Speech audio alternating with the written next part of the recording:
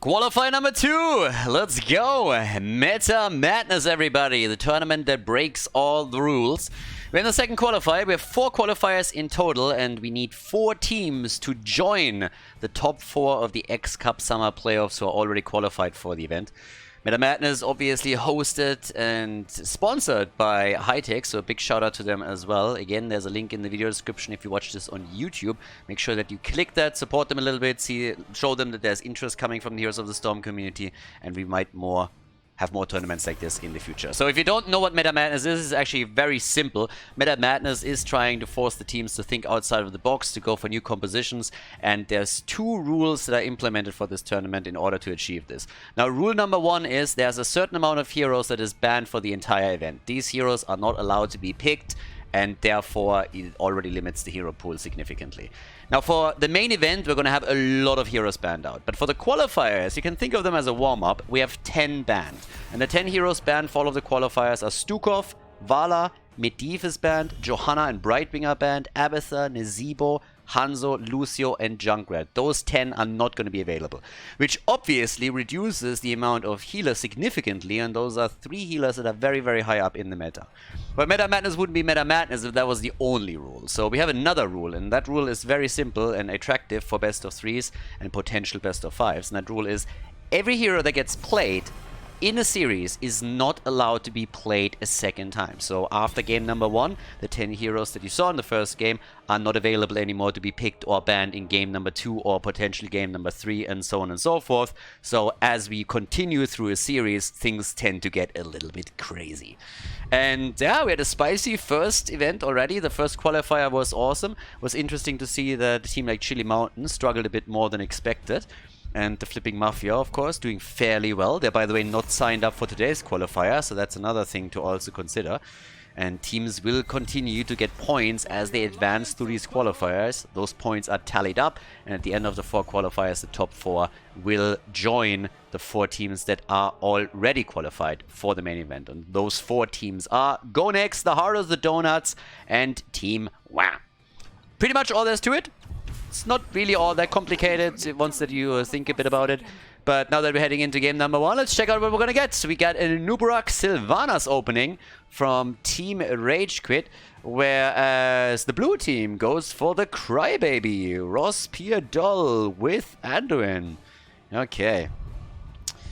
Yeah, the only thing that I need now on the other side is a variant to taunt him a little bit. I always imagine that the interactions between Varian and Anduin would be really fun. I mean, Varian just coming up with new lines, you know, to taunt people, and comes in and just like tells Diablo the entire time, your mother is so fat and stuff like that. And he goes up to Anduin, your mother is so ugly. Wait a second. I have dumb thoughts, and I have a lot of them, which you probably know if you watch this channel a lot, but anyways. Murden and Greymane get picked together with him. Okay, seems like we're going full alliance on their end. With the Nubarak and Sylvanas already claimed, you want to have a bit of a follow-up, maybe through the support, having Malfurion, who's still up for grabs. Just simply root the target down, and Sylvanas with some damage. A Wailing Arrow, maybe. That would work well. The Panda gets banned, yeah? No Panda for them. I mean, there's a chance that RossPierrDoll was trying to pander to the audience here. Trying to get Chen into play, a fan favorite. But they got shut down quickly. Sonya, also banned. By the way, heroes that are getting banned in the series are obviously allowed to be picked or banned again in the next one.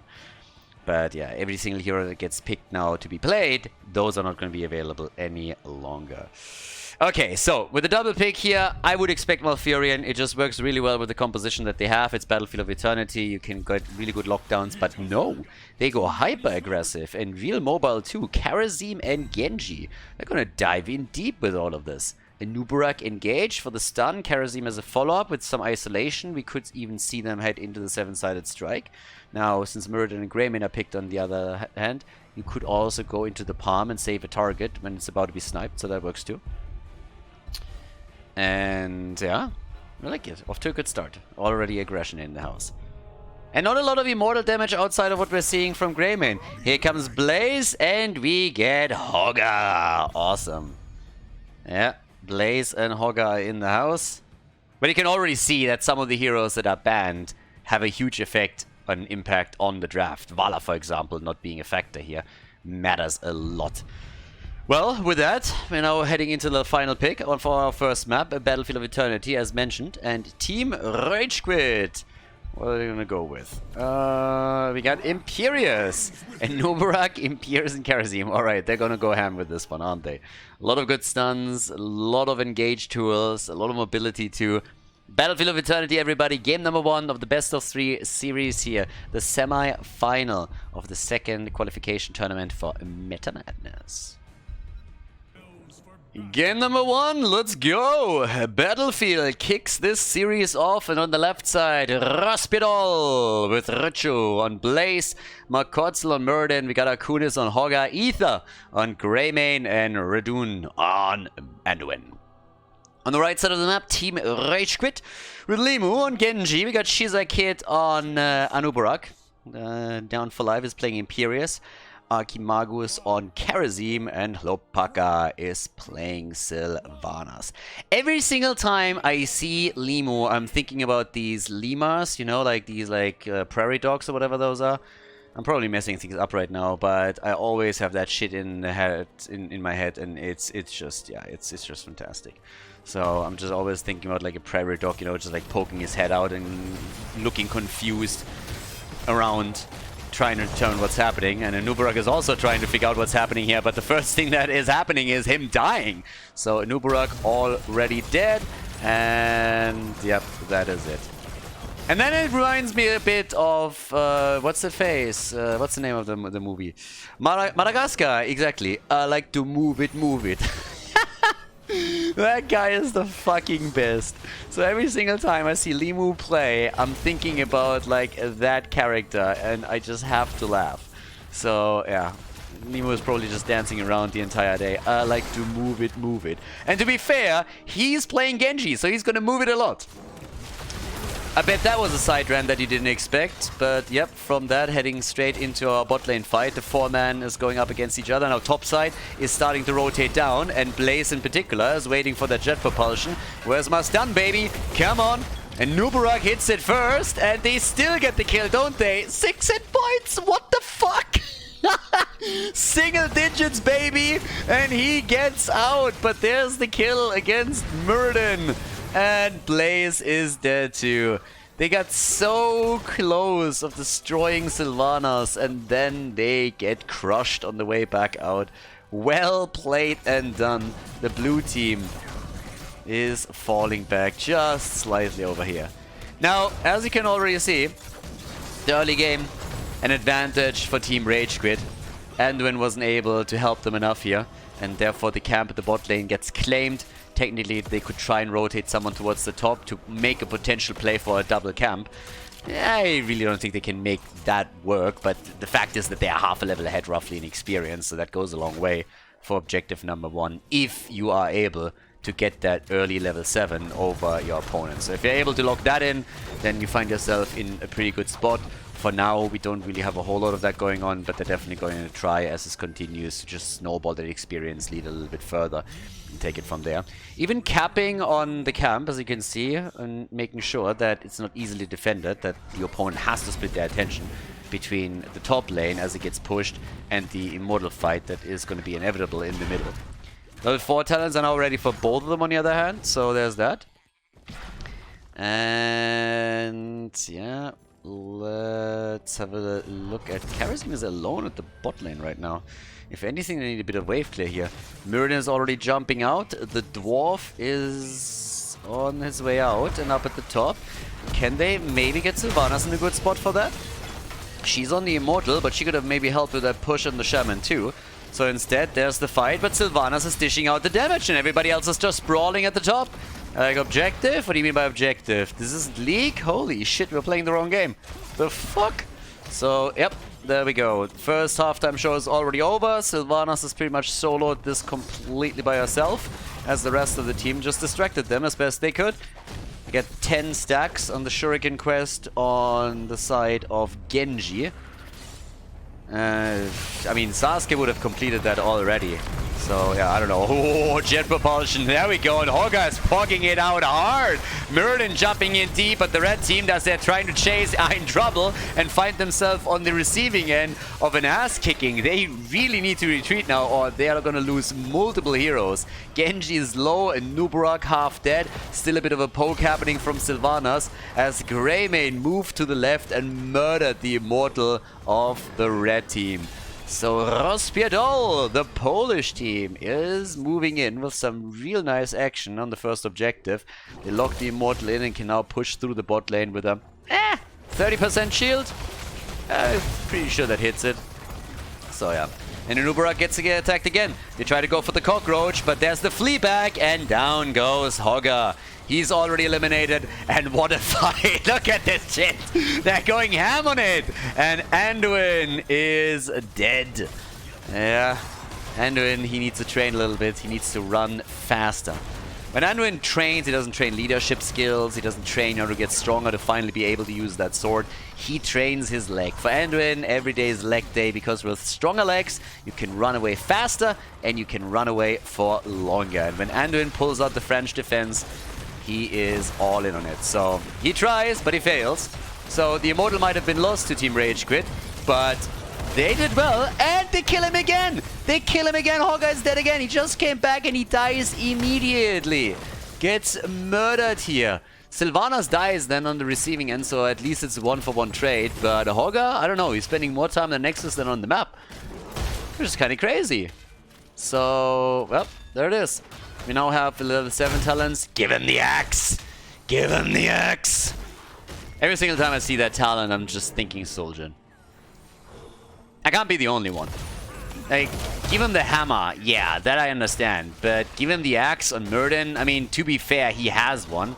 Well, actually, with this skin, he doesn't even. Like, he doesn't have an axe. So, who are you kidding? Give him the hammer. Rename that thing.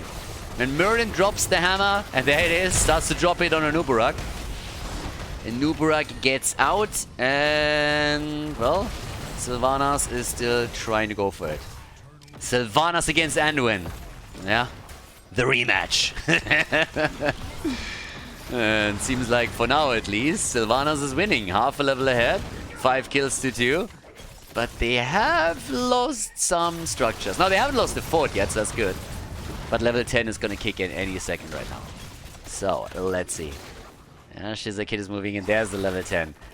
And there's the dragon blade. And the 7-sided strike. Oh, a little Bruce Lee down there. No, he's going Wolverine. He's going full Wolverine on us. Alright. With the Wolverine skin, he's going to come in with all the damage. 7-sided strike straight to the face. It's time to hit, and it's time to hit hard. Oh, yeah. No, we're gonna wait for the level 10 on the blue team side. They're obviously playing this super slow now because they know they need to get their level 10 abilities, and it's not a big gap that we had there. Now they got it too. We have a shockwave, and Anduin, our man, look at him. He goes and channel his inner Donald again. I have the words. I have all the words. Tremendous. Everybody says so. It's amazing. Yeah, I have all the words. So yeah, awesome, awesome. Anduin is... Oh, it's getting cocooned here. But a nice ult initially. The problem is that, yeah, they are getting crushed. The other hand, Genji's already dead. So it's a 5 versus 4, but Muradin dies too. The dwarf is dead, and even Anduin was a lot for words there. Sad. But now, we got 6 kills to 3. He's bunkering up on the Immortal. But the red team has pretty much already lost this round too, because Greymane is just murdering in Worgen form. He is absolutely chunking those hit points down, one claw attack after another. When he's in melee mode, there's just no stopping him. You have to interrupt him somehow. You gotta get some blinds in there, some stuns, like something. But if you just let him do his thing, then Greymane is crushing this. And of course, right now we got the 24,000 for our boy Hogga. Greymane is sitting at 20k. Is starting to chunk them down with a bullet as best he can. Yeah, and it's time for Sylvanas to maybe shine too. Over here, that's a kill! Hogga and Greymane, the tag team, the beasts. They're coming in with the big hits, and they are bringing this back again. Makortz leads a lot of damage on Muradin, but his trade is going to kick in and it's going to be fine. And now as they're pushing towards the top, they're isolating or attempting to isolate Kerosene, which is not going to be easy in the first place.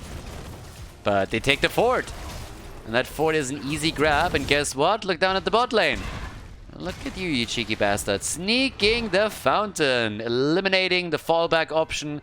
And now the only thing that is left to the red team is the fountain straight up in the middle here.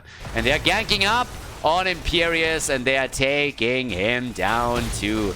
And this might get worse, but can they kill? Yes, Genji, slice and dice, and he looks for the kill, and they find it. Hogga is dead again. What is this, death number 3? Yeah, he died 3 times. Another bubble, another word, and then Anduin gets interrupted right away. Rumor has it that Anduin, you know, like, he has a bit of, like, yeah, he's not really all the good. Rumor has it that Anduin is actually, like, on the run right now. Fake news, but he dies regardless. 5-man team wipe. Honestly, boys, what's happening here? The blue team is starting to get objectives. They're pushing through structures, and then Team RageQuit steps it up on the kill count and murders them on the retreat. They got the initial kill against Imperius. Don't forget that. Imperius was the first one to fall, and then they just turn it and take everybody down. I gotta say, I like it. It's a fun one. In structures, it's now dead even. We got the same talents, but a 1-level lead for Team RageQuit. As time continues, all of these kills are, of course, starting to add up. Since the death timers are increasing, you can do way more with that little time window that you have. It led now to a steal on the Shaman camp, and they're even getting the one at the bottom of the map. Or are they? I guess they're not. No, blue team in full force is moving down and taking it. That also means that they neglected to send someone topside to defend. Now, I don't think that these two bad boys are going to stick it out for too long because they know that the rotation is underway. But that still, the tower's gone. And, well, that's a nice one. Down to the bottom of the map. Shiza Kid on with this level 13. The Burning Beetles. And on the other hand, we got the Bronze Beard Rage. Everybody's on fire today. But we're looking at level 16. And we're looking at a double camp. They gotta get rid of this as soon as they can. But now with the Immortal spawning, you already know what we're gonna see. I don't even know what they're rotating top. Just zone out Greymane a little bit, but keep someone on the Immortal. Halftime show is already there. So you could go for it. Blue team has done a great job. Big interrupt from Sylvanas. Big interrupt. Anduin went for his words, and Sylvanas just said, shut up. And took him down. So now Greymane and Blaze are both dead, and damn, they're stepping it up. Holy shit.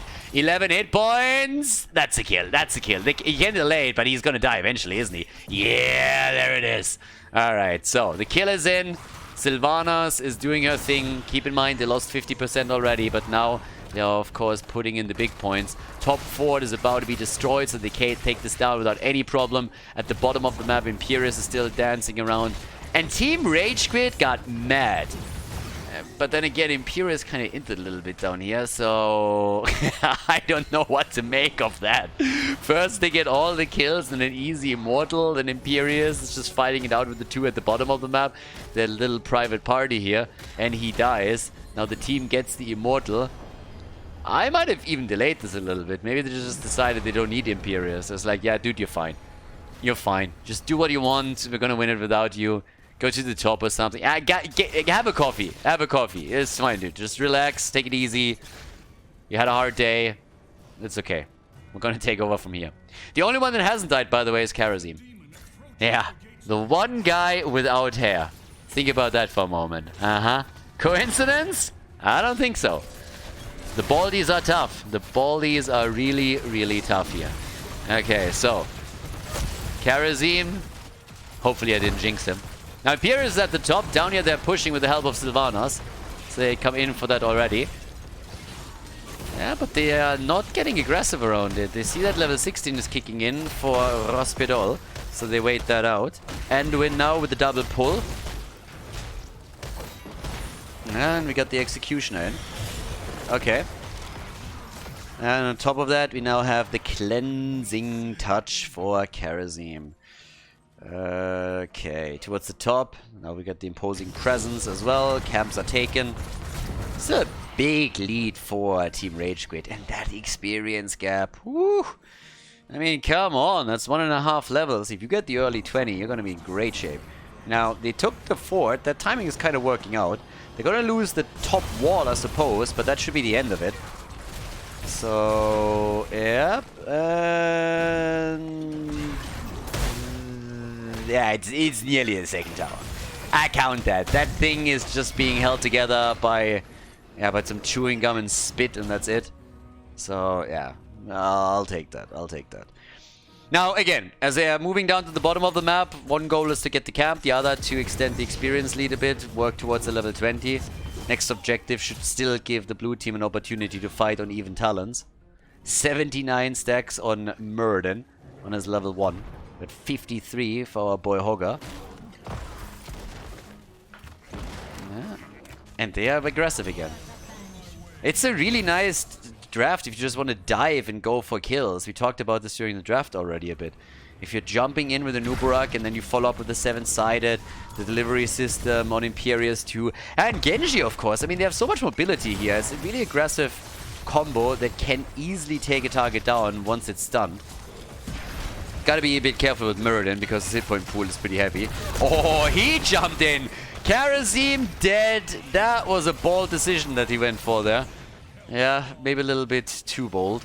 So that's a kill. And that is the support gone just as the objective is up. What is this game? I mean, I could have scripted it any better way, honestly. Because this is exciting. Cam pushing the bot lane, Karazim down, next minion wave coming. Halftime show lost once more. The experience gap closes slowly but steadily. And that is a possible comeback moment for RossPierrDoll into game number 1 of the best of 3. Now, this is a big immortal. I mean, are you kidding me? If they get a kill now, and they do! Staggered deaths! They get another kill. Boys, this is 100% immortal against Team RageQuit at the 16-minute mark.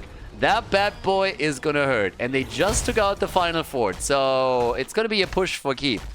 After they got their asses kicked pretty much the entire game in team fights, they now have an opportunity to take the first keep of the game down. Yeah, it's actually pretty sweet. Didn't expect that, not even a little bit. On the damage numbers, 41,000 for Greymane, 56,000 for Sylvanas, top damage dealer on the other side. And here's the push. And the Immortal hurts. Now, again, still mid-game Immortal, but not looking at level 20 here just yet. But this bad boy is still packing a punch, as you can see. Wrecking those towers in the gate in no time, and now marching straight towards the keep. So here we go, that's the opportunity. RossPierrDoll with a chance to take Team RageQuit maybe even down. If they're gonna kill maybe even 2, then oh boy, then we're in for a treat. But we have a level 20 closing in for both sides. Interestingly enough, the gap that earlier was 1.5 minutes is now completely closed. RossPierrDoll made it happen. Well, nearly completely. But slightly. They're at level 20 already. The dragon becomes me. Rewind. Impervious is in. The Bolt of the Storm.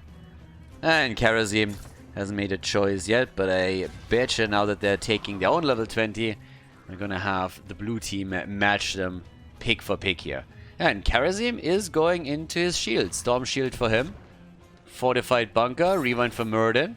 Alright, more damage for our boy Greymane.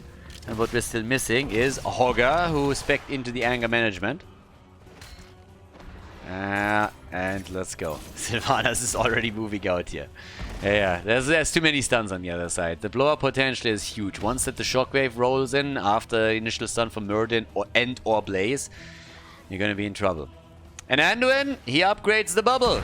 Light of a Stormwind. Alright. Okay. Let's see what he can pull off with that. Now, we have level 20 for both. 8 to 14 kills. Still game number 1. The loser will have to play for 3rd place, which of course also gives point. But since we have only 4 qualifiers, all these teams will do their best to place as highly as they can. Flipping Mafia isn't playing today. There's an opportunity. It's a big opportunity. They took the last tournament, but now there's a shot to draw even with them, maybe even overtake them, claim the number 1 spot in those rankings before we're heading into tournament number 3. And both of them are very, very interested in pulling that off here. But it has been a wild game. A lot of big early game and mid game fight victories of Team RageQuit. But the last one, when it looked like they are so far ahead that it's nearly impossible to bring it back. Yeah, then the blue team did well in the team fight and was able to pull through after all. Now we got the attacks getting ready here. 14 to 18 on the kill count. Quest nearly completed for Genji. And they're taking it very slow. Bot lane in the long run is not going to help a lot. Again, there's going to be a consistent catapult here. All they got to do is take that one out. But there's the engage. Okay, so they go for the Immortal. They see the two heroes at the bot lane defending, and they immediately make their play. But it also puts Greymane onto the point. And as you can see, the red team is still ahead, which means if you are RossPierrDoll, you need to make a play. You can't just simply sit back and watch that thing being taken. You need to try and win the team fight now, because it's also a bad position for you. You have to defend, and if you split Greymane to the left side, the second he appears on the minimap attacking the Immortal, Team RageQuit is going to make their move. So it's an uncomfortable position. You need to find an angle here where you can make a proper engage work. They're trying to go for Sylvanas, for example. That didn't work out. Here comes the Cocoon.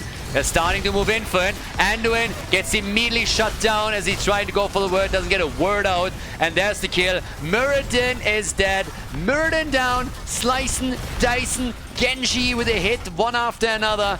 And, well, is he going to be able to drop another one?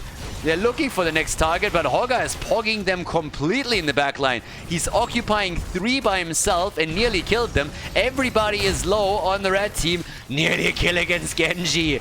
Greymane, Sylvanas, and she's dead, locked down by Blaze. The kill against Karazim.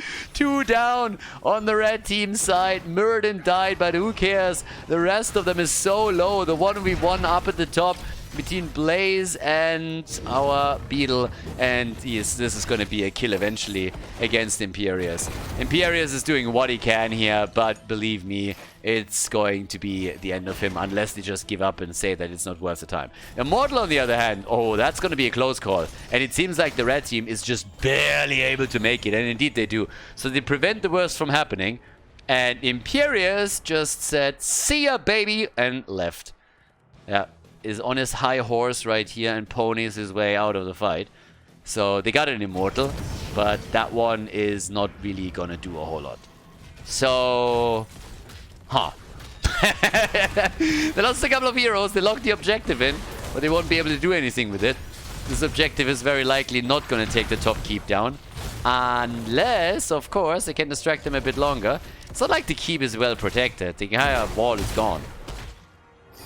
This is also 20 minutes into the game. You know what? That might just be enough. It's gonna be close. One more hit. Alright, they're saving it. They're saving it for now. Still a bit wild. I mean, 22 minutes in, we're in Battlefield of Eternity. 22 minutes into the game with 25 kills right now. It's getting crazy. The next Immortal is gonna chunk so hard.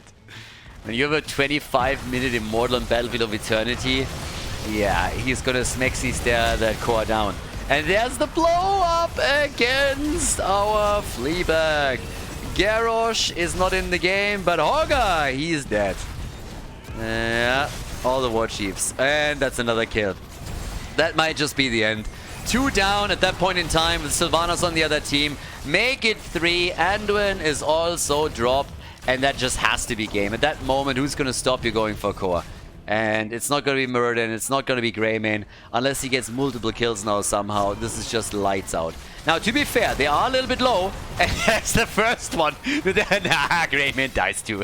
Okay, for just a second, it looked like they might be able to defend here, but now it's a 5-man wipe. And at the end of an entertaining first map in our best of 3, Team RageQuit is finally able to take the core of the blue team down and win this first map. Nicely done. Battlefield of Eternity goes to Team RageQuit. Before we head into game number 2, make sure that you subscribe to the channel if you haven't done it yet, so you don't miss out on any future content here on Khaldor TV.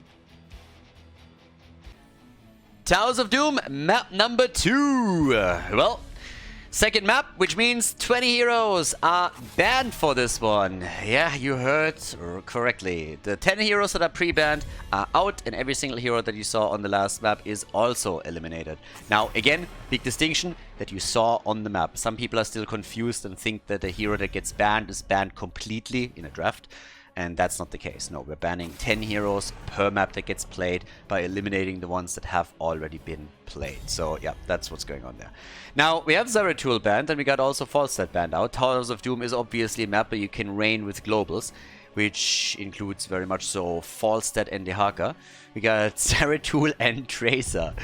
It's kind of telling that you're banning out two of the most mobile assassins that we have in the game now, so they really just look at the other team as like, yeah, we're not going to give you an opportunity to gank up on us that hard. Chromie gets banned too. Nobody wants the fake dragon. Why pick the fake dragon if you can have a real dragon, you know? And there's Dehaka. With Falstad banned, Dehaka is first pick. Reminds me a bit of the Chinese-Korean tournament. We had some of the game, even though Dehaka was a bit underplayed. We had him in some of the games also as the first pick there. But it's a big map, and Dehaka is great for the rotation between the top and the middle, and then you can join the team fights at the bot lane, for example, too. So there's that. But what's the double pick here? Li Ming and Ana! Nano boosted Ming. Yeah. Already good damage. Reset potential. Could carry the team fight. Supports are going to be interesting too. We had Anduin now on the last one. Malfurion is interestingly enough still up. Yeah, so he's not pre-banned. And he wasn't taken the last one. And there we have him. Malfurion gets taken. And Cassia together with him for the damage.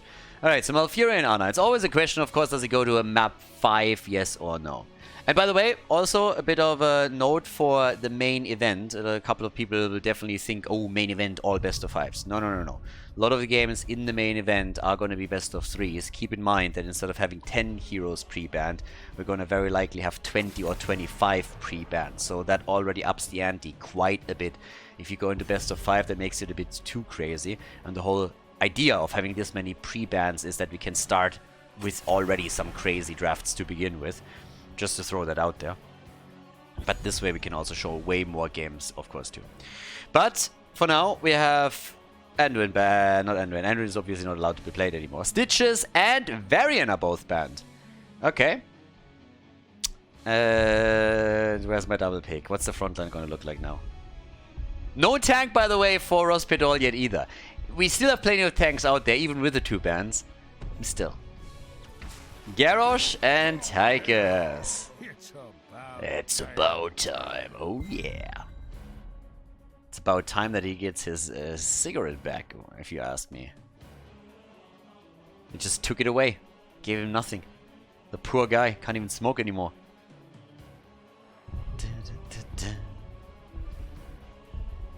Smoking is, by the way, bad for you, so don't do it. But let's go. Illidan! I was waiting for something like that.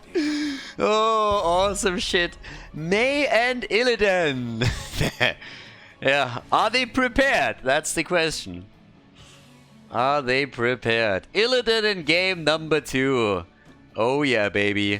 Oh yeah.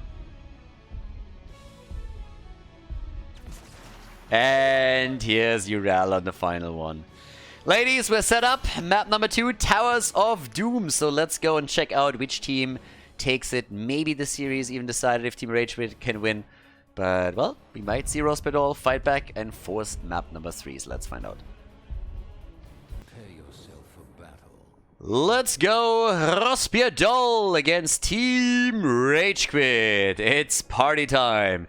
Ether is playing Cassia, Richu on Dehaka, Makotzel on May, Redun on Malfurion, Akunis on Illidan. Oh yeah, let's make it happen. Got the Illidonga in the house. And on the right side of the map, Team RageQuit with Shizakid and Garrosh. They got the lead, of course.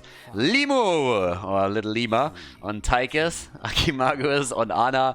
And Down for Life is playing Urel and Lopaka on Li Ming.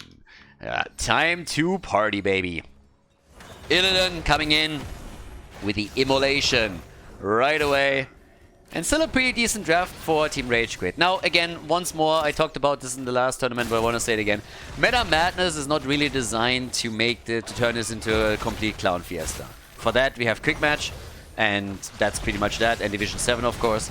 But it's supposed to just mix things up a little bit, force teams out of their usual thought process, while still maintaining a halfway normal draft. But at least you will see occasional off-picks, of course. And so far, it's working pretty nicely. We got in game number 2 already an Illidan pick. As I said, with the additional pre-bans for the main event, this is of course going to get a lot more crazy. Look at this as Meta Madness Light. And as Limu takes down our boy Malfurion. Illidan and his brother. I never get the lore right between the two of them, but I don't really care. I just know that Illidan and Malfurion were kind of fighting for Tyrande. And I still think that she must be blind, because Illidan is like the badass, whereas Malfurion is like this weirdo geek. And I have no idea why you would go for Malfurion. I mean, hashtag no homo, but Illidan is the clear choice over here. I don't know what to tell you guys. Like, he might have some anger issues, don't get me wrong. Might not be the easiest to hang out with, but at the same time, whew, that guy is exciting. You look at Malfurion. Have you ever selected him in any kind of like screen in the game? I mean, he has arthritis. After 10,000 years of just dawdling around like a fool, you would have the problem too. But he's like literally just shaking the entire time.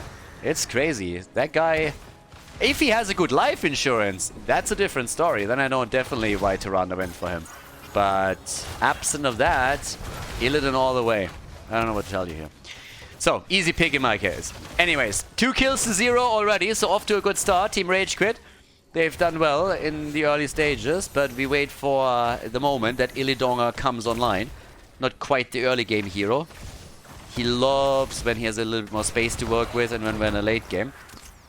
But they're coming in with some really nice hits. Coming in from the side with Shizak here, attempting to get a quick stun in there too. So that's good. Yeah. All the way up at the top. What do we have here? Already our 1v1. The Space Goat, slightly annoyed. She loves to jump around. In Illidan, he's just that guy on crack cocaine. I mean, just look at him. He's just like jumping, sliding, jumping, attacking, left, right, left, up, down. And if he goes then later on also for the hunt, you know, then he's all over the place, quite literally. On the other side, we now have the bigger they are, as Tychus is attempting to chunk down the front line. Mei sitting there, of course. And 2 kills to 0. And there's the interrupt. Top left, top right. It's not even an exchange. They might go for Malfurion again. Where's that grenade when you need it? Not there, but here's Li Ming. The combo. Whoop, whoop. Nicely done, Lopaka, you sexy beast. He took aim and he connected. And he connected hard. Now they're retaking the top, but that was a fantastic hit. And interestingly enough, the red team hasn't taken a single altar yet. There we finally go, and Anna is gonna select the second one. So slight advantage for Team RageQuit. Bam! There we go. Alright. Space Goat with the top. It's actually a really, really dangerous lineup that RossPierrDoll has in regards to lane control, because they have now Illidan and also Dehaka that can do that. Maybe a little bit of an overkill, and the red team is just farming those. 4 kills to 0. That early game for them is spectacular. They're trying to get a kill in against Mei too. Now that doesn't come together. But Illidan by now has the rapid chase. And he needs to be the one that tries to turn it later on. So he needs to have that moment later on in the game when he just tries to take multiple targets down and just chases them. Which is maybe a bit tricky when you're on this map, because you need bell tower control to make that work. But there he is already. Jumping in, jumping out. Shizak hit with the attack, and Illidan is dead. Li Ming bullying the blind guy. I mean, seriously, that is just not okay. That is not okay, everybody. First they go for the blind guy, then they crush the old geezer. I mean, this is just a team of bullies. Taking Cassia down too. So that's just not okay. No.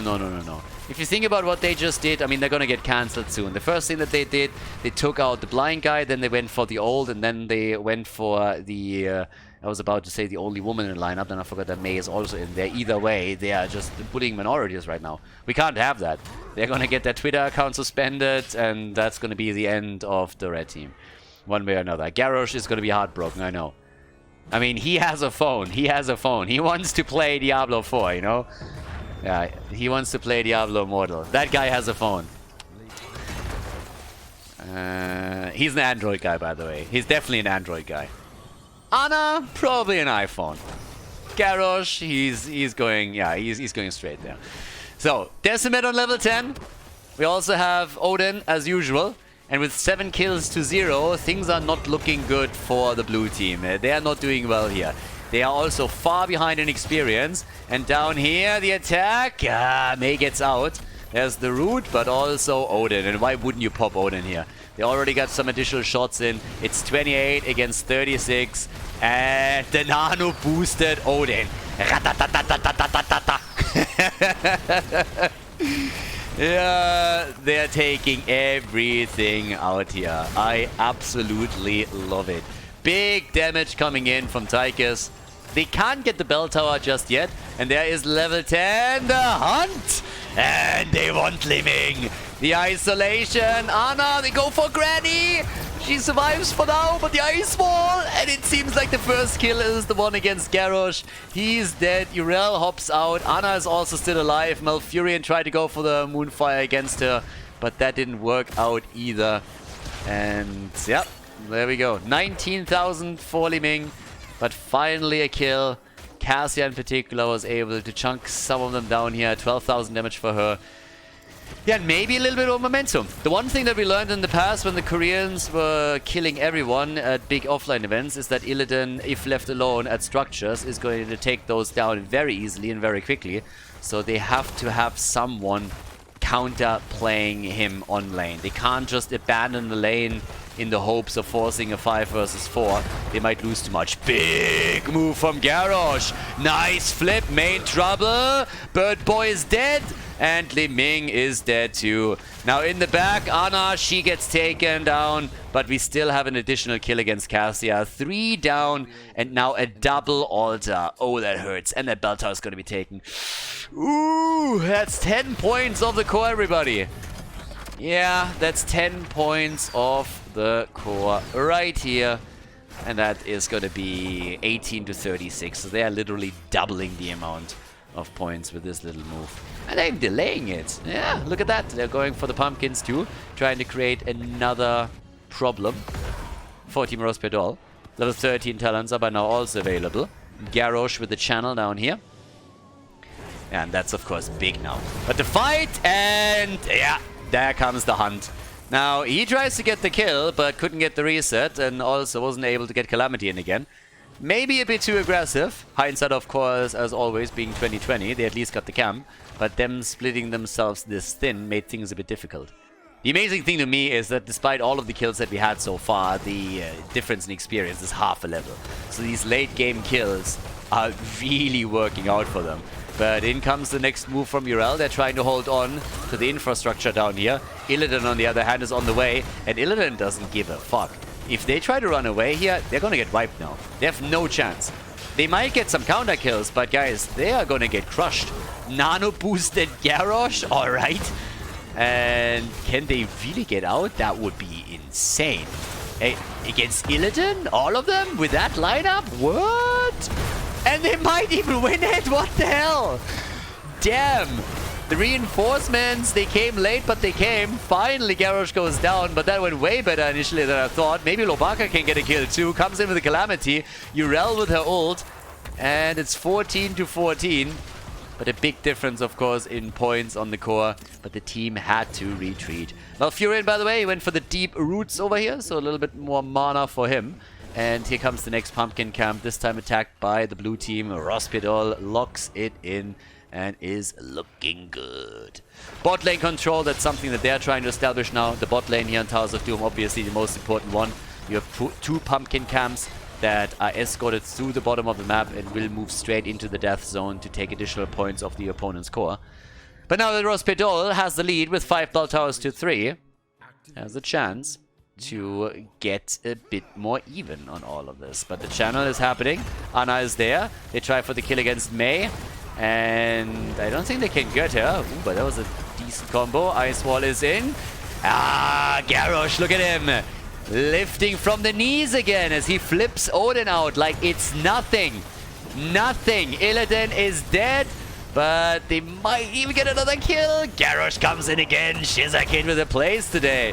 And they go for Ether. The hits connect. And that's a kill on Cassia. Cassia is down. Urel, she's alive. She hops out. Once again, 2 more kills for Team RageQuit as Anna goes for the cheeky channel at the top and locks it in. Nice. 31-15. Yeah, they did fairly well, all things considered on this one. But now that they lost, after they lost multiple heroes, locking in that altar was neat. So that's 5 shots fired. But now we have to move down at the bottom of the map in an attempt to reclaim this one. And, I mean, obviously it's going to happen for them. Besides that, we have on 16, the Seasoned Soldier. We got the armor-piercing rounds in. Nothing too insane. Illidan, by the way, with the Marked for Death in the Nimble Defender. And Illidan is sitting at 16,000 damage. Yeah, definitely out-damaging his brother here. In the healing department, though, Malfurion is doing slightly better. Another Ice Wall. Alright. But they're both getting away. Easy. Tychus surfs away from potential danger as he's channeling his inner Terminator. Now at this point, the flank is slowly coming in from the top as Urel is thinking to move in here. Illidan is already there, looking into the back line. With Decimet, Garrosh is trying to make a move, and it's all to Lopaka now. Where are those combos? Trying to go for Malfurion. And the old guy is once again in trouble, but so is Odin. And there is no Garrosh to save him. Lift for the knees, baby! Lift for the knees! Yes! He gets him out! Jesus, that guy, he does not skip leg day. No, every day is leg day for Garrosh. He is lifting shit all day long. Do you even lift, bro? He definitely does. Yeah, unbelievable. And now they're trying to go for the killer. They can't take down Oniken. What the hell? Cassia. The sleep dart against Illidan. He's trying to get away. And guys, I don't know about you, but I think they were prepared. I think they were prepared. Triple altar phase. Dehaka at least gets the top left. So that's 4 shots fired, but they're still going to suffer 8. And that means, yeah, with Malfurion going down in particular. But if both of those altars are now taken, then they're going to be down into the single digits. And if the boss gets taken too, that will leave them with 3 points on the core. And that's not a lot. Even if you didn't pay attention in math class, then you know that. It's not a lot. It really isn't. So, yeah. Top side. There's the channel. They don't go for boss, by the way. They're just trying to get additional map control. Which, by the way, is fine. I mean, it's always a bit of an argument of what you should really go for when you are ahead. Do you go for map control? Do you just try to take some points off the core? What's going to be the play at the end of the day? And at this point, they are just making the play right down here. Trying to go for the bell tower, but it's already a bit too late. They used some time to get the camps. Okay, 1 camp, and therefore nothing will be done here. Urel hasn't died yet. Malfurion has died 5 times. Illidan only died 3 times. Which makes, objectively, Illidan the better hero. We should see him way more often. Kappa. There's the Ice Wall again. Yeah. And the drag. That's a good engage. The hunt. They're keeping the backline alive. The bounce, bounce, bounce. Lopaka. Oh, they're all low, but they got the fountain. And Lopaka is just like dashing around. Always waiting for an attack to come in, but with Illidan already using the hunt, there's no way to get hyper aggressive, and them saving every single hero was huge in that situation. It's up to RossPierrDoll to be aggressive here and make some plays, and it hasn't really worked out in this case. Now, we are on level 19 versus level 18 in just a moment, and with the 10 kill advantage and also the big lead on the objective, that's of course a bit of a disaster. We have a single altar spawning, and now it comes down to a fight that could very well end the game, given that the boss is also still up. So if the red team decides victory and altar channel in their favor, they could move topside, go for the boss, and then win the game. Especially since they're so close to level 20. If you get that half level soaked right now, that next team fight is gonna be fan-fucking-tastic. So they want to close this out. They want to move on to the grand final of this tournament. There's a good chance that they can make that play. But, yeah. There's already the flip. The Haka. And he gets out. Saved by Malfurion. And the rest of the team. Illidan still has the Hunt. And here we go. Hunt comes in. And Garrosh with a save once more. The backbone of the of the red team at this point. Urel, on the other hand, runs straight into the drag, but gets the ult pop just before she gets annihilated. It's a much closer fight than expected, though, and level 20 is still not there for Team RageQuit.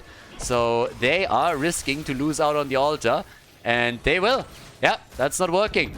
Nicely done. Well played by RossPierrDoll. They buy themselves a bit more time to soak that experience gap, but of course now level 10 is upgraded. We have level 20 with the Deadly Calm with the big red button. And at this point, if you are Team RageQuit, you need to make some moves. You either go for boss, you go for a bell tower, but you can't just like fuck around anymore. You need to really go for it. And boy, are they going for Mei.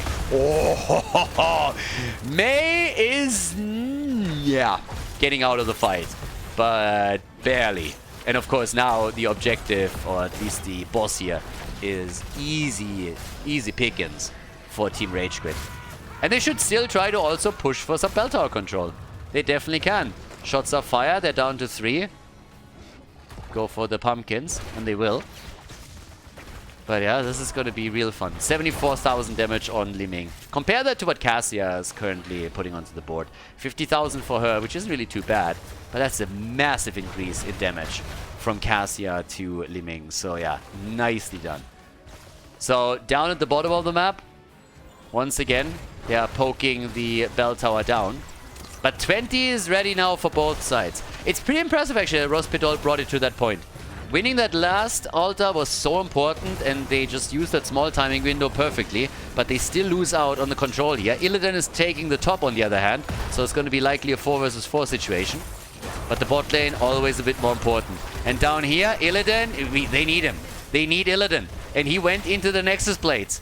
They're still fighting the 4 versus 5, but it doesn't really seem like Team RageQuit can really get enough damage out. So the top bell tower has now been taken by the blind guy. And that's a double altar. There's the channel. There's the Hunt. Needed to go in. Was the only option they had, but he might die for it. He might just die for it. Again. He flips him back once again. And that's, of course, a fantastic corridor for Tychus to unleash all of his damage. Look at Li Ming coming in at the angle. Super safe here. Getting the damage out time and time again. The front line is still zoning for them and creating some space. But they are forced back for now. They couldn't take any of the pumpkins at the bottom. We have 2 points against 23 on the core. Once again, Towers of Doom delivers. The channels are happening. Illidan is channeling on the left side. He's channeling on the left. Down here, it's a double.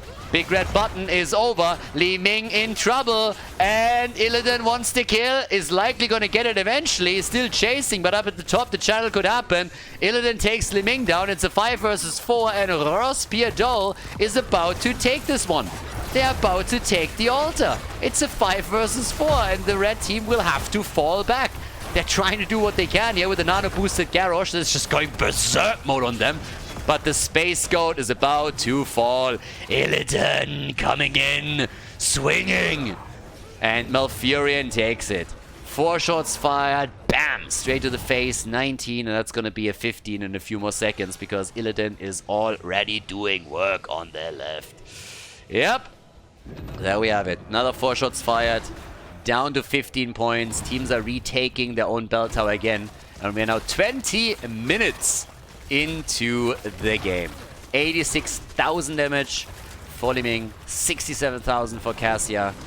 Illidan at 31k. Same amount of damage that Mei has brought to the map. But his a lot more against isolated targets. And his kill against Li Ming was absolutely essential. They need to take Li Ming down. If she gets the opportunity to nano boost it, sit at the side, and just get those combos off, they're going to be in trouble. So, yeah, here we go. We currently got another little hit coming in, but they go for the bottom bell tower now. It's a 5 versus 5 now that Urel is back, but she's not in the fight yet, so they're going for the ice wall trap again. Bell tower is lost. There's a quick flip. They're still making the play for Garrosh, but he's fine. Tranquility being used too. Odin gets popped, and they're making the play. Makotz is a bit low. Eats the combo, and nearly dies to Li Ming, but it's Malfurion who gets dropped. Malfurion is down. The flip forward. Odin, he just gets thrown around today. Left, right, bottom, center. Limo gets thrown by Garrosh. And there's the kill against Slimming. No, but Cassia's also dead. Now they need to save Anna somehow, which isn't going to be easy either. She's dead first. The kill against May. What a fight. They go for Illidan. And he's down. This is going to be a 5-man wipe, isn't it? They try for the Haka. It's a double all time. This is game. 5-man team wipe, baby. The entire team gets wiped off the map. And after 21 minutes with 29 kills, it is Team RageQuit that locks in a victory. A 2-0 here in the semi-final against RossPierrDoll as they move on to the grand final of the second qualifier for Meta Madness.